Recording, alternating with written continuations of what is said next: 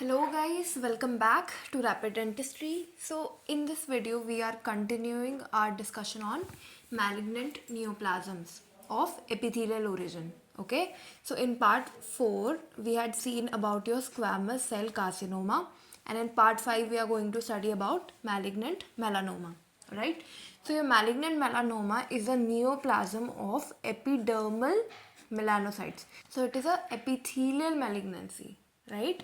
So what happens is your melanocytes, that is your non-keratinocytes in your epithelium. So this is your epithelium and this is your connective tissue. So in the epithelium we have certain melanocytes, right, which are present in your stratum basale. So they undergo your neoplastic changes and lead to your malignant melanoma. Okay, this is the third most common carcinoma of your skin. So in your skin, the most common carcinoma is your basal cell carcinoma, and after that you have squamous cell carcinoma, and the third most common is your malignant melanoma. So it constitutes about 3% of your malignancies of the skin. Okay, now if we talk about the cause of malignant melanoma, that how is it caused, so we have certain environmental and genetic etiologies. Okay, so in your environmental we have mainly your sunburn, that is your sunlight. Okay, and we have artificial UV lights. So the people who go for those artificial tanning procedures and all those, so they are more prone to this cancer, right, malignant melanoma. People of high socio-economic status, who are like rich people who are going for artificial tanning, so these people are more prone to malignant melanoma. And also your fair skinned people, people with freckles and red haired people. Okay, and also your number of melanocytic nevi also is important, because these melanocytic nevi, they may undergo malignant changes and lead to your malignant melanoma. Okay, so this may undergo your malignant changes. And under your genetic, what you have is your familial melanoma. So this familial melanoma runs into families, and this melanoma is passed on to the next generation. So that is your familial. Now we have a condition known as xeroderma pigmentosum. So what happens in this is there is a defect in your DNA repair. So your DNA or your genome do not get repaired. So what happens is any anomaly in the DNA, it passes on, and it leads to your mutations, and cancer may be the result. So that may be a condition which is predisposing the person into your for your malignant melanoma. Okay, so that is your xeroderma pigmentosum. Okay, and this was your etiology of malignant melanoma. So now we need to know about the genes which are predisposing. These genes might get mutated to cause your malignant melanoma. So these genes are your CDKN2A, your CDK4, your retinoblastoma 1, your PTEN and RAS gene. Mutations of these genes may lead to your malignant melanoma. Okay. Now the very important thing about the clinical diagnosis of melanoma. So we have 5 things in it. That is your A, B, C, D, E. Okay. So A is your asymmetry. That is, the melanoma is asymmetric. So it is not like same on the left and right side. It is different, asymmetrical. And if we talk about the borders are uneven. So see here, the borders of the melanoma are uneven. Even in this image you can see that the borders are very uneven. Alright, and the C stands for your color. So color of melanoma, it varies from your dark black, brown to multiple types of colors can be present also. Okay, now diameter, D for diameter. So diameter needs to be more than 6 mm, and that's when we call it melanoma. Okay, if it is less than 6 mm, we do not give the diagnosis of melanoma. So that is important. And then E is your evolving. So what happens is we need to see that if the lesion is actually evolving, for example, it is changing in its size, shape, color, all those things. So this lesion keeps on, if it keeps on evolving, we give the diagnosis of melanoma.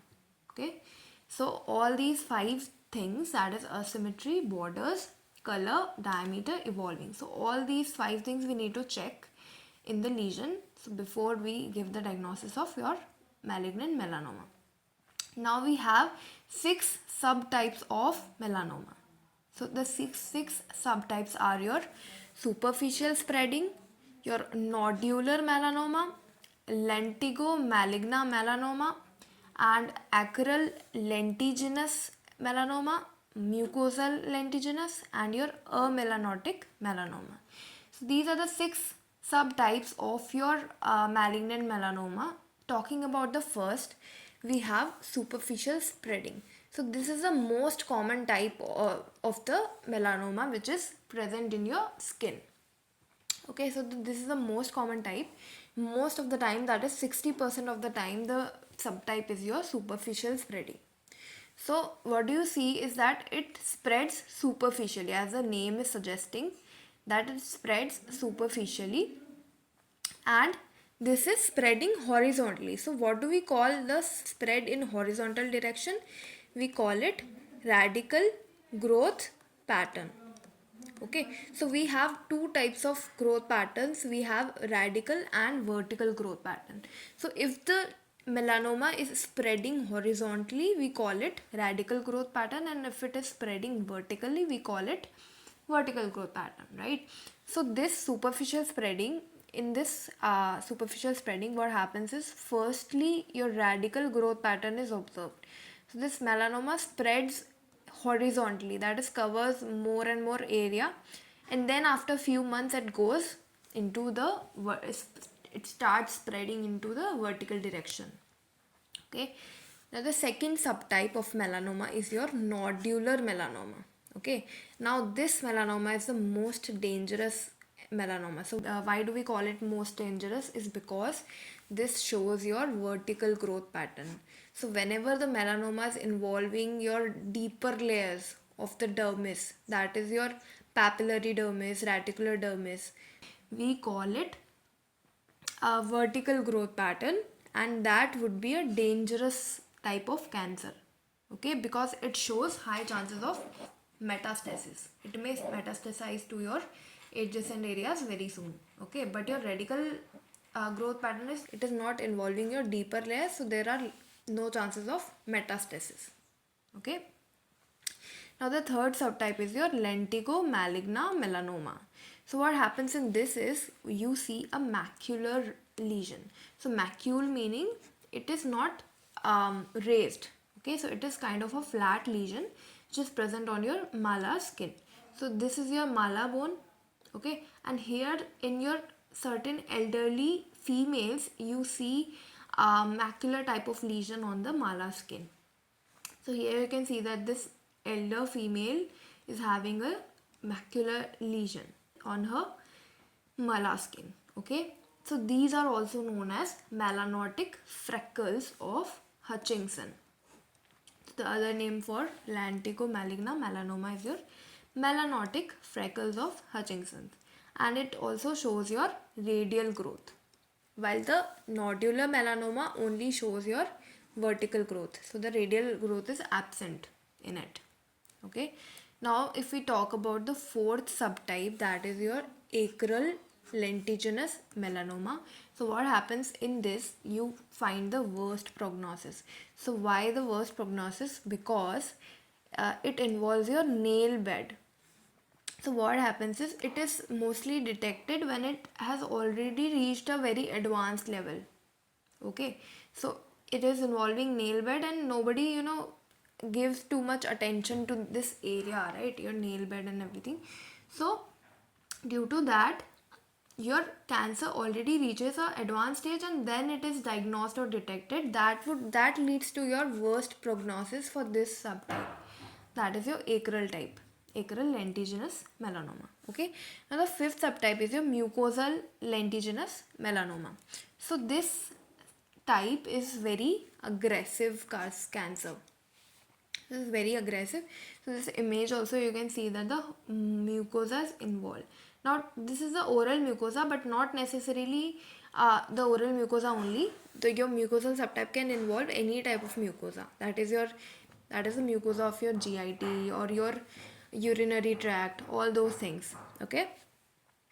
And the sixth subtype, if we move to the sixth subtype, we have amelanotic melanoma. So in this, there is no melanin production happening. So you can see even the name is saying that it is amelanotic. Okay, that is, there is no melanin forming here. Okay, and this one is, since it is not, since the melanin is not being formed here, you don't see a dark colored lesion here. Okay, you see more or less pink colored nodule, kind of a eroded lesion. So here you can see that in this image, because the lesion is not dark colored, it is somewhat pink and it is raised. So this is your amelanotic melanoma. So these were your 6 subtypes of melanoma. So we are going to see your superficial spreading melanoma in a little detail, because this is a very important subtype. This is the most common subtype. Okay, now this is also known as your pre-malignant melanosis. Okay, and I told you that this is the most common. 60% of the melanomas, and it is having irregular borders. So I showed you the image of this superficial spreading melanoma. You see that here there are irregular borders. Okay, and what do you see? That there are certain areas of regression also. So it shows areas of regression, it regresses also. Now the most common site for your superficial spreading melanoma is your hard palate. Okay, followed by your gingiva. Now so this type of melanoma is most commonly seen in your Japanese population, and the most common age group affected is your 55 years of age, and males are more commonly affected than your females. Okay, so about the histopath of your superficial spreading, what do we see is your pagetoid appearance or the buckshot scatter. These terms are very important, and these are often asked on in your questions. Is that what is the appearance of your superficial spreading melanoma? Is your pagetoid or buckshot scatter appearance, also known as your nest formation. So in this histopath slide, what you can see is that there are certain round structures. Okay, so these are known as your nests, or you can call these as buckshots. So what are actually buckshots? So buckshots are, see in this image you can see that these are your round bullet like things which are used to hunt animals. Okay, so these round things in this histopath slide as well, you can see certain round structures. So these were named as your buckshot scatter. Okay, and also your nest formation, and the other name for this is your pagetoid appearance. Okay, now you also see that your typical melanocytes are being proliferating in this epithelium. Okay, so you see a lot of malignant melanocytes. So here you see these melanocytes which are atypical. Okay, and they are proliferating. Also you see your powdery appearance of your melanin. So your melanin is showing a appearance known as powdery appearance. Okay, so this you need to remember, that what are the various appearances seen in your superficial spreading type is your pagetoid, buckshot scatter, and your powdery appearance of the melanin. This was your superficial spreading melanoma. Okay, now if we talk about the histological classification of malignant melanoma, very important. So two scientists gave a histological classification. Okay, so two scientists were your Clark and your Breslow. So they divided your melanoma into five subtypes, in your five types. Okay, Clark classified your melanoma based on your level of invasion.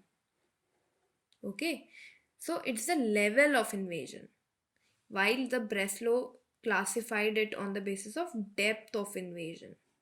Okay, so the level and depth. So what do we mean by this is that your Clark divided it based on, whether the lesion is, confined to the epidermis, or it is invaded your dermis, or which, uh, length of the dermis is involved.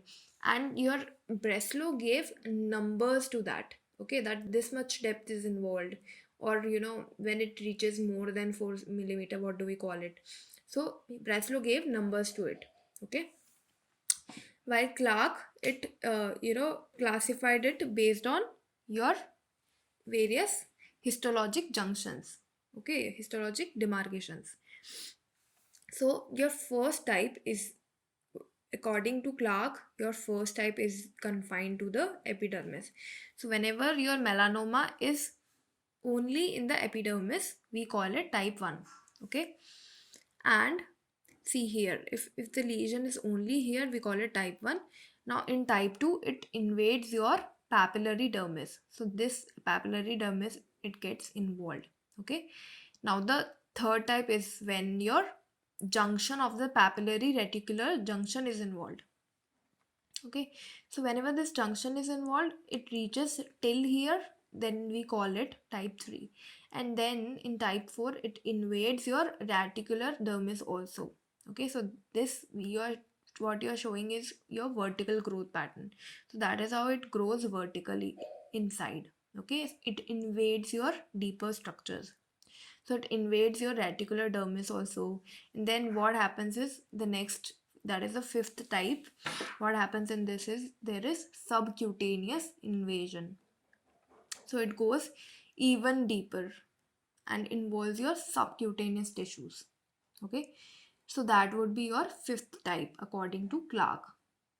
Okay, and your Breslow gave numbers to it. So he told that your first type would have a melanoma which is, involving less than 0.75 of the depth, 0.75 mm.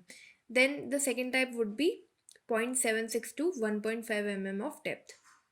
And then third type is your 1.51 to 4 millimeters. And type 4 is more than 4 millimeters. So type 4 is easy, that you need to know that type 4 would mean that more than 4 millimeters. Okay, and type 1, you need to remember that it is less than 0.75. Okay, so this was your classification, histologic classification of malignant melanoma. Now we have certain your immunohistochemistry markers. So these markers may help the diagnosis of your malignant melanoma. So what are these markers? So these are given in your Schaefer's, that is your S100, HMB45, your MART1 or the Milan. So these are often asked in your questions, and so very important these are. Okay, so HMB45, MART1 and your Milan. And there is a special stain for staining this malignant melanoma is your tyrosinase oxidase stain. Okay, so this gives a silver stain to the melanocytes. Okay, so these were your immunohistochemistry markers. And I told you that the types of growth of melanoma, we have two types. That is a radical growth phase and your vertical growth phase. So your radical growth phase is confined to the epidermis. Okay, it grows horizontally like this. And your vertical growth phase invades your deeper structures. That is your dermis, deeper layers of the dermis. So it only shows your chances of metastasis. So it involves the deeper structures. It might reach your subcutaneous tissues and other tissues, other deeper tissues. So that would be a metastasis, right? So the cancer is reaching your other structures of other edges and structures. So your nodular melanoma, I told you that it is showing your vertical growth phase only. There's no radical growth phase in nodular melanoma. Okay. Now talking about the treatment of your malignant melanoma. So all the cutaneous melanomas that is involving your skin. So what do we do in that is your surgical excision is preferred. Okay. And if the lymph nodes are involved, because we know that carcinomas spreads through your lymph node involvement. So if the lymph nodes are involved, what do? You do your regional lymph node dissection. Okay. And now the certain melanomas you have high rate of metastasis. So what are those?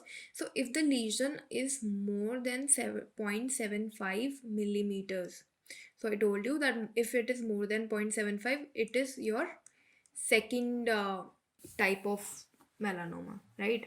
According to your Breslow. So Breslow classified it in type 2, type 3, type 4, type 5, not type 1. Okay. So if it is type 2, 3, 4 or 5, or it is located on your bands. So what is bands? Your back, arm, neck or scalp. Okay. So if it is located on the bands, then you have higher chances of metastasis. But if the melanoma is located in your on the face, then it is having low chances of metastasis and a better prognosis. Okay. And also for cutaneous melanoma, what you can do is your chemotherapy, radiotherapy and immunotherapy for the cancer, right? Now for the oral melanoma, you can do, again, your surgical excision is preferred. And if the bone is involved, you need to do the jaw resection and the lymph node resection if it is seen involved. Okay. So that is the treatment of your malignant melanoma. So we saw about the treatment, about the various growth patterns in your melanoma, about the immunohistochemistry markers, which are very important, which needs which helps in the diagnosis of this cancer. And we discussed about the two classifications which were given on by your Clark and your Breslow, so which is your histological classifications. And we saw your superficial spreading melanoma in detail and saw the appearance. The histopath appearance is your buckshot scatter, your pagetoid appearance, all these things, and your powdery appearance of the melanin, right? And we saw the 6 subtypes of your malignant melanoma. Out of these, the most common is your superficial spreading. Most dangerous, your nodular melanoma, because it is having the vertical growth pattern. Your macular lesion on the malar bone is your Lentigo maligna melanoma. Okay, and your acral is seen in your nail bed and it is having worst prognosis. Okay. Now, other than this, we saw that the clinical diagnosis requires 5 criteria, your A, B, C, D, E. Okay, and we need to have a diameter of more than 6 millimeters to give the diagnosis of your melanoma. Okay, the genes are important. The genes which get mutated, which leads to this condition, are your CDKN2A, CDK4, your retinoblastoma 1, P10, and your RAS. Okay. And we saw the etiology, that is it involves your fair skinned people. Your UV rays are majorly causing this cancer, and your conditions like xeroderma pigmentosum, in which your DNA repair is impaired. Okay, and this was the third most common cancer of the skin, and it is a malignant neoplasm of your epithelial origin. Okay, so this was all about malignant melanoma, and we'll discuss the rest of the malignant neoplasms in the next part. So I'll see you in the next part. Thank you so much, and subscribe the channel.